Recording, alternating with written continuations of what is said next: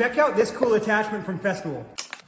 This is called the CT wing, and it's basically like a third hand. What you do is you attach it to your vacuum, and on the bottom here, it's got this rubber gasket that's designed to suction against walls or flat surfaces. And then it's got a whole bunch of these different layers here that you can twist to different sizes to accommodate different size materials. So for example, let's say you're working alone and you need to put up a whole bunch of long pieces of horizontal or vertical trim, and you kind of wish you had a third hand so that you could hold things and use your screw gun or your nail gun at the same time. That's where this will now come in handy. So now you can take this piece here and you can twist it until this bottom piece is about the thickness of your trim piece.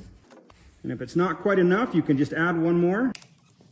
And once you've got that thickness matched up just right, you can pick your board up and then pushing this button right here, which is the Bluetooth button to turn the vacuum on. You can turn the vacuum on, suction this to the wall, and it'll hold your board. You can put it down on one end and adjust the other side or the other end, or right in the middle and hold the entire board. And then you've got both hands free to adjust the board and use your nail gun or screw gun to put the piece in.